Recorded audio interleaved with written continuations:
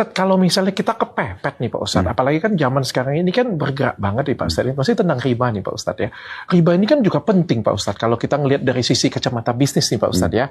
Apalagi kalau misalnya saya punya, ya kalau usaha kecil-kecilan oke lah Pak Ustadz, tapi kalau usaha besar-besaran Pak Ustadz yang melibatkan miliar-miliaran, triliun-triliunan Pak Ustadz, tentu kita harus pinjam uang ke bank nih Pak Ustadz. Nah, dan juga ada beberapa ya UMKM yang membutuhkan bantuan untuk berusaha, daripada disita, daripada digadai, daripada tutup, daripada pecat karyawan, lebih bagus kan mendapatkan suntikan dana Pak Ustadz. Artinya akan menjadi suatu kebutuhan Pak Ustadz. Begini dok, saya sering sampaikan, ini pendapat saya, karena dokter lagi tanya saya.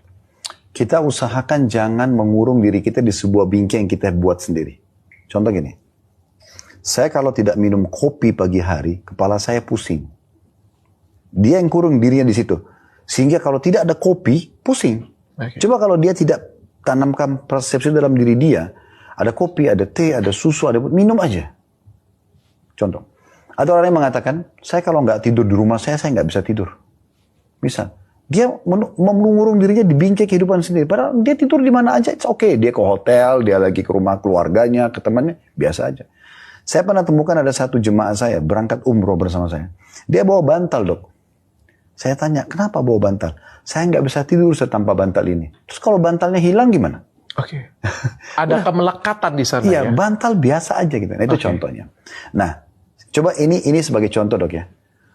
Persepsi tadi yang dokter bilang itu, maaf saya bukan menyalahkan, tapi saya berbagi saja. Kalau kita mau bisnis besar, ya kita tidak mungkin kalau tanpa perbankan. Saya melihat ini ada kurungan bingkai dok. Ada keinginan di sana? Bukan.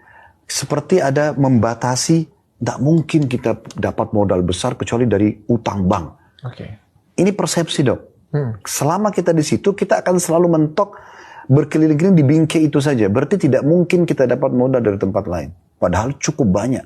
Contoh misal, yang menaruh uang paling besar di bank itu siapa? Orang-orang kaya kan? Yes.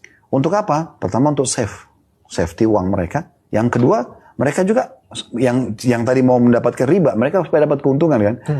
Lalu perbankan utangkan kepada orang lain. Oke, sekarang kita hapus dulu perbankannya. Kenapa kita tidak coba datang ke individu ini? Dokter orang kaya, saya datang, dok, ini proposal saya. Dokter mau investasi nggak? Bagi hasil. Kenapa tidak? Bisa saja, mungkin uang dia triliunan. Dia siap saja kalau menjanjikan, kenapa tidak? Yang penting saya pada saat ingin melakukan satu perbuatan, saya punya proposal lengkap dong. Ya kan? Ini loh modal yang dibutuhin, ini jenis produknya, ini sistem yang akan saya pakai, ini target pasar. Clear. Jangan membingkai sesuatu ya Pak Ustadz ya. Sampai benar, luar biasa. Luar biasa banget Pak Ustadz.